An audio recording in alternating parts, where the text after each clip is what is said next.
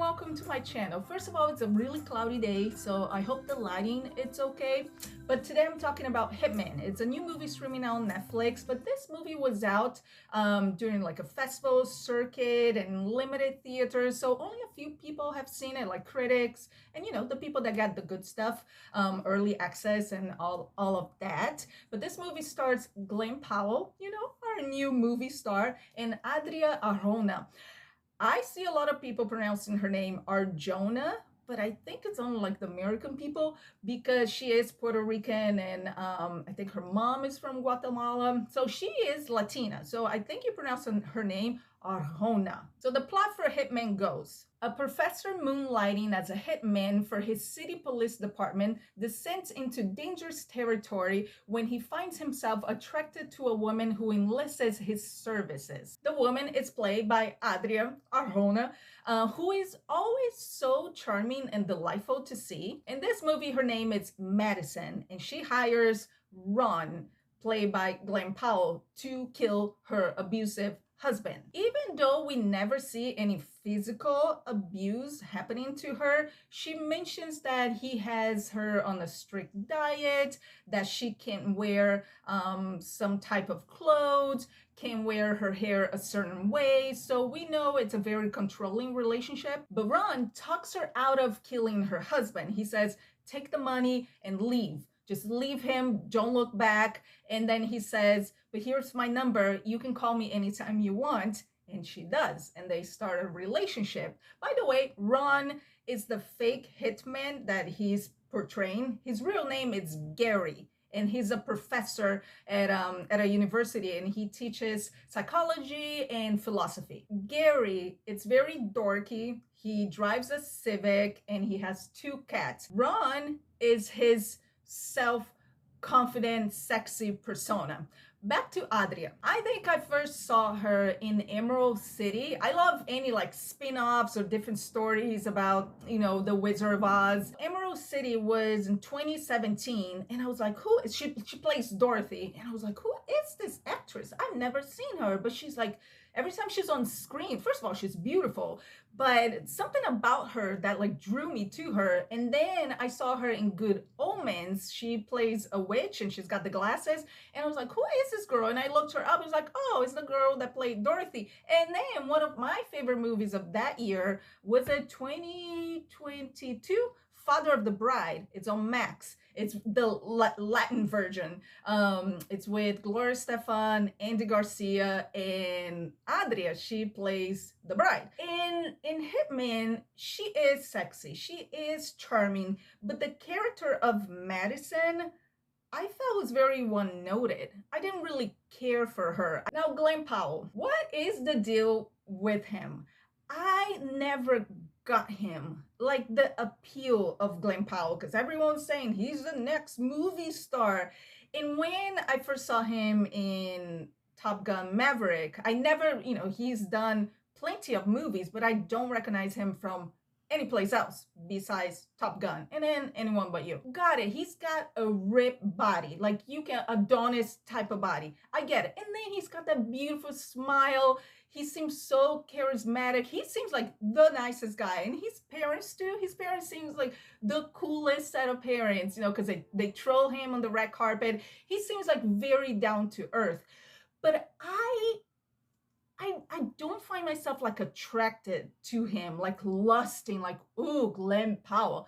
He's like, once again, neck down, a nice body. And then his face, there's all memes out there. You've probably seen it, that when he smiles, he looks like a beaver. And now I cannot unsee it. But in this movie, when he doesn't smile, when he's Ron, I was like, ooh, I get it now. Okay, Glenn Powell, I see it. But then when he smiles and he gives that big, dorky beaver smile, I was like, oh, there's Gary. Even in Anyone But You, which was a rom-com that did really well in the box office, him and Sydney Sweeney, I said this before in a couple of videos, I did not like Anyone But You. I did not think it was funny. I didn't think they had chemistry at all. So I never got Glenn Powell. But in this movie, now I'm starting to get on the Glenn Powell train because, first of all, he co-wrote this movie with the director. So I think he wrote the perfect part for him because he gets to play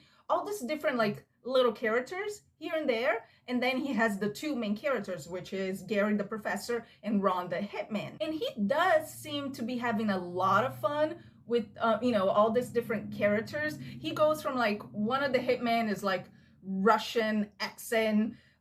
He has like this black wig and he like totally pulls it off. There's another one where he totally could be a serial killer. If you watch the movie, you know what I mean. It's the one that was wearing like an orange button up shirt. He could be like a dumber like serial killer type of vibe.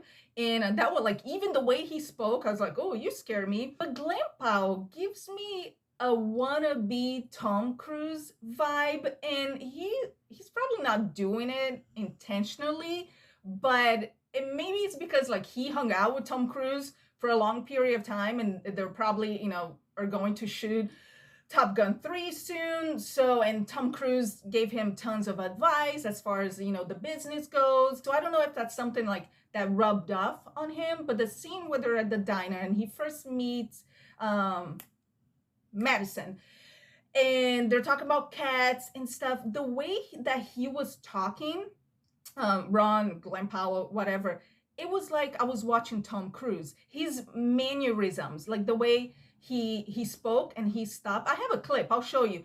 But he said this word and then he stopped and then he's looking like this and giving the eyes and then the smile and the hand. It was very Tom Cruise like. Maybe remember that movie Night and Day? Awesome movie. Awesome. I watched that movie so many times with Tom Cruise and Cameron Diaz. Talk about having chemistry. Those two were amazing. I don't think he's going to be like Tom Cruise level. Maybe like a Matthew McConaughey. Maybe because both of them are from Texas, Matthew McConaughey and Glen Powell. So maybe that's what I'm seeing, the comparison. But watch this clip. Do you know someone who's lost a child to a murderous, jealous cat? I'm just trying to do my fact checking here. Not like personally. Okay. Did we pull any paw prints on the victim? No, sir. But we're hurting suspects now. No small challenge, as we know. Now let's talk about the chemistry between our two leads, Glenn and Adria. I thought their chemistry was on point. I mean, they're like two very, very sexy people. It's gotta work, right? No, that's not the formula because in Anyone But You, Glen Powell and Sydney Sweeney, zero chemistry. So you cannot get two hot people and think that sparks are gonna fly. There's a funny meme that I saw on Instagram. There's a little video of Adria and Glenn trying snacks, like their favorite snacks. And somebody in the comment put a GIF, whatever you kids call, of Sydney Sweeney in Euphoria crying like.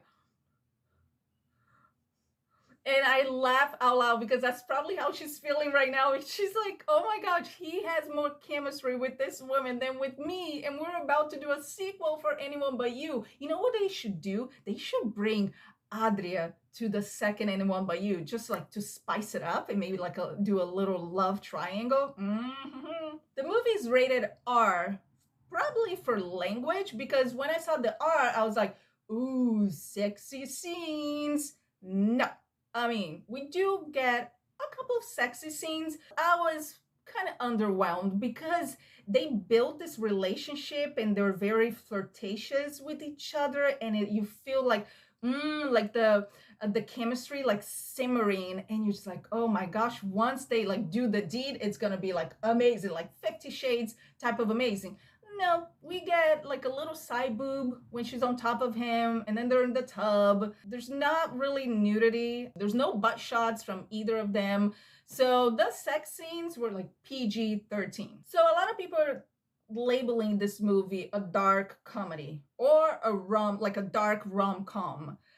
I didn't think it was dark at all. There was like no blood, not really any deaths. I mean, I don't want to spoil it. I will spoil something at the end, but I'll give the heads up. There wasn't really like much violence to be like dark. As far as being a romantic comedy, I didn't really laugh at any point. I mean, I chuckle a couple times, but like laugh out loud. There was no scenes that made me laugh. There was one scene with Retta, the actress, she plays one of the cops, and Retta, whatever project she's in, she's so delightful to see. And then she says about Ron, she's like, he's a Caucasian Idris. I will rip my IDU out for Ron. Now the movie's definitely a romance. Think of it of like a noir love story, and it also tries to be philosophical at times because, you know, Gary is a philosophy teacher, and there's a lot of scenes, not a lot, but there's a few scenes of him in the classroom teaching a class or giving an assignment to his students, and those conversations and the questions that he was throwing at the students, I thought it was so interesting that I wanted more time of him in the classroom. Now let's talk about the last scene, not the last scene, but like the most you know, the climatic scene of the movie, which I didn't think was very believable at first.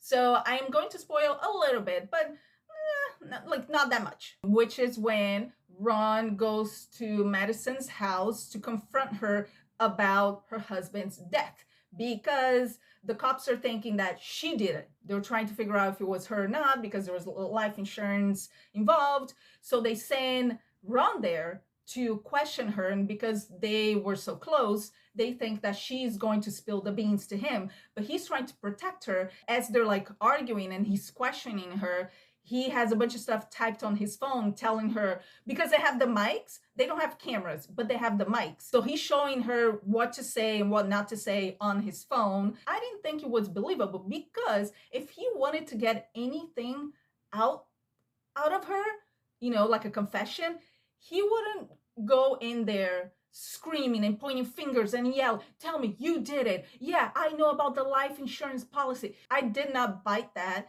If he went in soft-spoken, hey baby, did you hear? I heard about Mike. Are you okay? How are you feeling? And trying to, you know, make her feel guilty so she would tell him something. But that scene sealed the deal for me of this movie being a great romance. Besides being, you know, very romantic, what he was doing for her, I know you're going to tell me in the comments like, what, helping her cover up murder? Okay, if you get offended by this movie, come on, you don't have a sense of humor. But it was also like a bonding moment between the two of them. Just the looks they were giving each other when he was saying stuff to her. And then when he leaves and he looks at her and he winks, oh, that Glenn Powell wink, he's like, and he smiles. I was like, okay, Glenn, I get it. I'm on your train now. What is the biggest climax in a rom-com? Is when the guy runs to the girl either to save her or to proclaim his love to her, and he picks her up and they kiss and it's like a happy ending. So in Hitman, that big scene, that was it. But I was still upset that that scene was not believable. I'm like, are these cops really dumb? Because he comes back to the van and he's like, yeah, I don't think she did it. You know, she didn't confess. And then the other two, Retta and the other guy, they're like, yeah, you know what? Let's call it a day. It wasn't her. And then Jasper says, yeah, I guess it wasn't her. But then Jasper comes back, and that's like the twist at the end when Ron goes to see Madison at her house. Jasper is there. He didn't buy it. So it's Hitman worth a watch? I think so. It was very entertaining. I would not watch it in the theaters. I would not spend my money on it. So I think it's a great movie to watch at home. So let me know in the comments down below if you got a chance to watch Hitman. Are you a big fan of Glenn Powell? Did you think they had chemistry in this movie more than with Sydney Sweeney? Sound off. And if you like this video, make sure you hit the thumbs up, subscribe to the channel, and also hit the little bell notification button so you don't miss any future videos. And I'll see you next time.